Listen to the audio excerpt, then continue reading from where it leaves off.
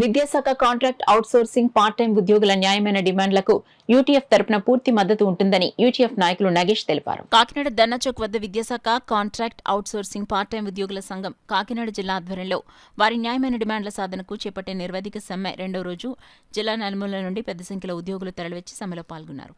దీక్షా శిబిరాన్ని యూటీఎఫ్ నాయకులు నగేష్ విచ్చేసి మద్దతు తెలిపారు.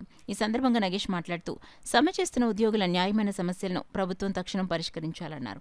జేఏసీ ప్రెసిడెంట్ చంటిబాబు మీడియాతో మాట్లాడారు. కార్యక్రమంలో సంఘం నాయకులు PBV Mahalakshmi, Nagalakshmi, Elovaraju, K Srinivas, IRP Narayana, Salman, SSA Chandrashekar పెద్ద సంఖ్యలో ఉద్యోగులు పాల్గొన్నారు.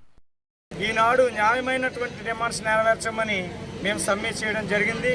మా న్యాయమైనటువంటి డిమాండ్స్లో మొదటగా సమాన పనికి సమాన వేతనం కల్పించమని అడుగుతున్నాం.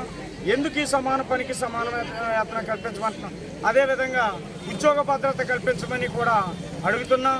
అదేవిధంగా పార్ట్ టైం ఇన్స్ట్రక్టర్ని ఫుల్ టైమ్గా మార్చి ఏదైతే గవర్నమెంట్ స్కూల్లో ఆర్ట్ క్రాఫ్ట్ పోస్టుల్ని బ్యాన్ చేశారో ఆ పోస్టుల్ని పార్ట్ టైం ఇన్స్ట్రక్టర్ల ద్వారా పర్మనెంట్ చేయమని కూడా మేము ఒత్తిడి గవర్నమెంట్ని అడగడం జరుగుతుంది.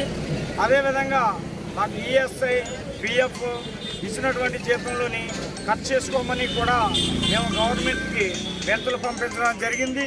కానీ మేము న్యాయమైనటువంటి కోరికల్ని కూడా ఈనాటికి కూడా గవర్నమెంట్ ఎట్టి పరిస్థితుల్లోని కూడా నెరవేర్చడానికి సిద్ధంగా లేదన్న ఉద్దేశంతో మరి మీ సమ్మెను భవిష్యత్తులో ఇప్పుడైతే శాంతియుతంగా సమ్మె చేస్తున్నాం.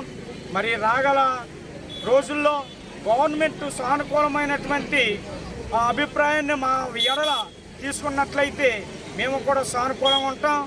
లేదు అన్న పక్షంలో గవర్నమెంట్ ఈ ఉద్యమాన్ని మరింత ఉధృతం చేస్తామని కూడా మా సమగ్ర శిక్ష యూనియన్స్ తరపున మేము తెలియపరుస్తున్నాం.